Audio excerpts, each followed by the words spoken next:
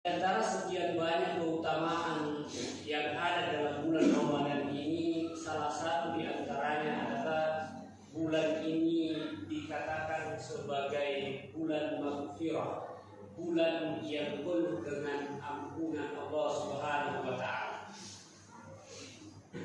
Di siang harinya ketika kita melaksanakan ibadah puasa, maka Allah Subhanahu wa Ta'ala menjanjikan adanya peluang untuk diampuninya dosa-dosa kita, sebagaimana Rasulullah Shallallahu Alaihi Wasallam bersabda, "Man shoma Ramadana imanan wa ihtisaban, ghufira lahu ma taqaddama min dzanbi." Barang siapa yang berpuasa di bulan Ramadan dengan dorongan keimanan kepada Allah dan semata-mata mengharapkan ridho dari Allah Subhanahu wa Ta'ala, maka dosa-dosanya yang telah lalu akan diampuni. Teman-teman, jangan lupa tonton terus, like, comment, dan subscribe.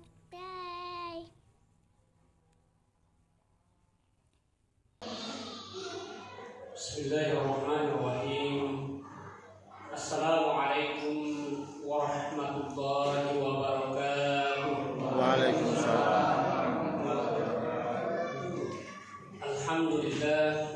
Alhamdulillahi rabbil alamin, wa bihi nasta'in, wa ala umuri dunya waddin, wassalatu wassalamu ala asrafil anbiya'i wal mursalin, wa ala alihi wa ashabihi wa man tabi'ahum bi ihsanin ila yaumiddin. Bapak-bapak, ibu-ibu, kaum muslimin dan muslimat jamaah Isya dan Tarawih yang sama-sama mengharapkan ridho dari Allah Subhanahu wa Ta'ala. Alhamdulillah, segala puji bagi Allah senantiasa kita ucapkan, yang mana pada malam hari ini Allah Subhanahu wa Ta'ala masih mempertemukan kita di tempat yang mulia ini bersama dengan saudara-saudara kita yang tengah berupaya untuk mendapatkan posisi dimuliakan di sisi Allah. Salawat dan salam juga senantiasa kita kirimkan kepada junjungan kita, manusia yang paling mulia, Nabiullah Muhammad sallallahu alaihi wasallam. Nabi yang diutus oleh Allah Subhanahu wa Ta'ala untuk memberikan penjelasan kepada kita terkait bagaimana seharusnya kita menjalani kehidupan kita di dunia ini agar sesuai dengan apa yang diperintahkan oleh Allah. Bapak-bapak, ibu-ibu, kaum muslimin dan muslimat jamaah Isya dan Tarawih yang sama-sama mengharapkan ridho dari Allah Subhanahu wa Ta'ala. Pada malam ke-22 di dalam bulan suci Ramadan ini, kita masih diselimuti dengan suasana ketaatan kepada Allah. Setidaknya hal itu bisa terlihat dengan hadirnya kita di masjid ini, yang mana kehadiran kita tidak sama dengan hadirnya anak-anak yang sekedar turut ramai, tetapi hadirnya kita di masjid ini didorong oleh adanya pemahaman untuk mendapatkan sebanyak mungkin pahala dan keutamaan yang Allah Subhanahu wa Ta'ala letakkan di dalam bulan suci Ramadan ini. Di antara sekian banyak keutamaan yang ada dalam bulan Ramadan ini, salah satu di antaranya adalah bulan ini dikatakan sebagai bulan maghfirah, bulan yang penuh dengan ampunan Allah Subhanahu wa Ta'ala. Di siang harinya ketika kita melaksanakan ibadah puasa, maka Allah Subhanahu wa Ta'ala menjanjikan adanya peluang untuk diampuninya dosa-dosa kita, sebagaimana Rasulullah Shallallahu Alaihi Wasallam bersabda, "Man shoma Ramadana imanan wa ihtisaban, ghufira lahu ma taqaddama min dzanbi." Barang siapa yang berpuasa di bulan Ramadan dengan dorongan keimanan kepada Allah dan semata-mata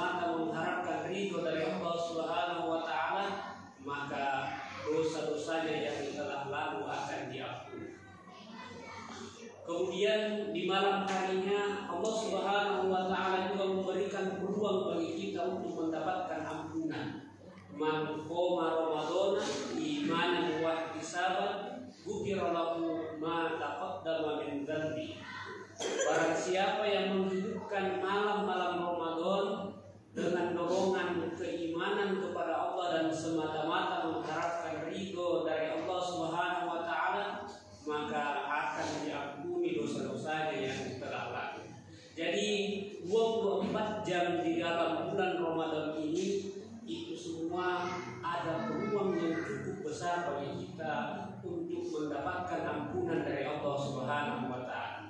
Karenanya tepat ketika Rasulullah SAW memberikan sebuah laknat atau sebuah ungkapan yang tidak bagus terhadap seseorang yang mendapati bulan Ramadan, tetapi bulan Ramadan itu berlalu namun orang itu sedikit pun tidak mendapatkan ampunan dari Allah Subhanahu wa taala. Bapak Ibu yang sama-sama mengharapkan ridho dari Allah Subhanahu wa taala. Apatah lagi kalau kita sadar atau tidak, hampir setiap detiknya kita berpotensi untuk mendapatkan tambahan dosa. Umumnya kita memahami bahwa jalan datangnya dosa itu bisa jadi karena kita melakukan kesalahan yang berefek terhadap diri sendiri, maupun juga kita melakukan kesalahan yang merugikan orang lain, mengambil hak orang lain misalnya. Maka itu umumnya sumber atau jalan datangnya dosa yang banyak diketahui oleh kaum muslimin. Tetapi sangat sedikit di antara kaum muslimin yang sadar bahwa ternyata hanya sekedar diam atau diamnya kita terhadap kemaksiatan yang dilakukan oleh orang lain itu berpotensi mendatangkan tambahan dosa bagi kita. Ya, jadi orang lain yang bermaksiat tapi karena kita yang diam, orang lain yang melakukan kezaliman tapi karena kita diam terhadap kemaksiatan dan kezaliman itu, maka sangat besar peluangnya kita juga mendapatkan aliran dosa daripada dosa atau kezaliman dan kemaksiatan yang terjadi. Maka dari itulah Rasulullah SAW memberikan tuntunan kepada kita dalam menyikapi kemungkaran atau kezaliman yang terjadi. Man ra'a minkum munkaran falyughayyirhu biyadihi. Siapa saja di antara kalian yang melihat adanya kemungkaran, maka hendaklah dia merubah dengan tangannya. Fa illam yastati fa bilisanihi. Kalau tidak mampu dengan tangannya, maka dia merubah kemungkaran itu dengan lisannya. Fa illam yastati fa biqalbihi wa dzalika adhaful iman. Kalau tidak mampu dengan lisan, maka Rasulullah memerintahkan kepada kita untuk mengingkari kemaksiatan dan kemungkaran yang terjadi di depan kita itu dengan mengingkari atau membenci. Walaupun kemudian Rasulullah mengatakan bahwa itulah selemah-lemahnya iman. Pertanyaannya Bapak Ibu yang sama-sama dirahmati oleh Allah Subhanahu wa taala, puasa Ramadan yang kita laksanakan dari tahun ke tahun, yang tujuannya untuk mengupgrade keimanan kita menjadi orang yang bertakwa, apakah kemudian keimanan kita itu masih berada pada level yang sangat rendah, yakni hanya sekedar mampu untuk mengingkari atau membenci kemaksiatan itu?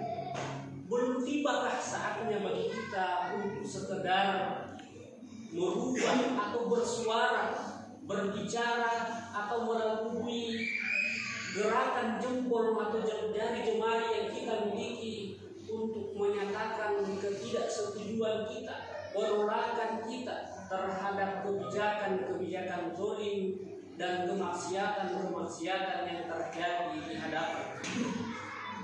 Sadar atau tidak Bapak Ibu yang sama-sama dirahmati oleh Allah, ketika banyak kemaksiatan yang terjadi di hadapan kita, bisa saja kita terhindar dari itu, tetapi tidak ada jaminan bahwa anak cucu kita, generasi kita 10, 20 sampai puluhan tahun ke depan itu juga ternyata nanti mereka lah yang akan mendapatkan dampak daripada kemaksiatan yang terjadi. Karena saat ini ketika ada sesuatu yang viral, ada sesuatu yang kemudian ramai diberitakan di sosial media, tidak lagi dilihat apakah benar atau salah, maka kecenderungan yang ada adalah mengikuti daripada apa yang viral.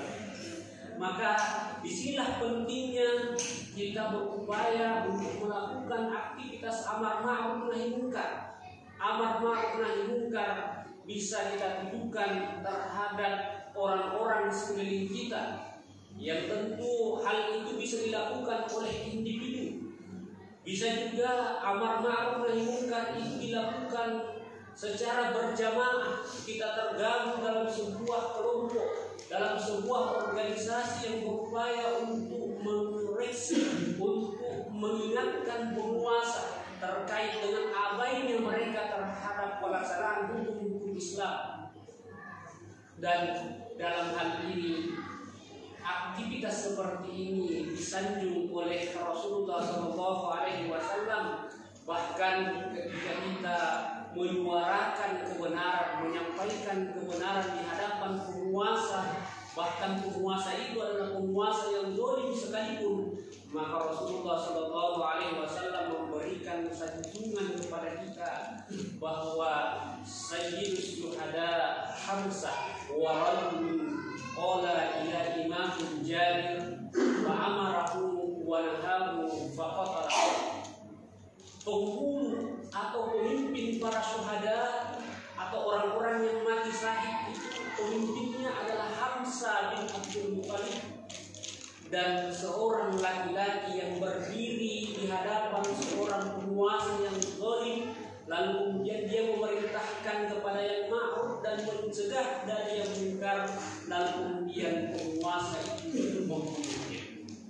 Maka sekali lagi, kalau kita ingin mendapatkan predikat terbaik yang merupakan cita-cita tertinggi bagi umat Islam, yakni mati syahid, gugur sebagai syuhada, maka jalan yang Allah Subhanahu wa taala berikan kepada kita salah satunya adalah dengan lantang menyuarakan kebenaran itu.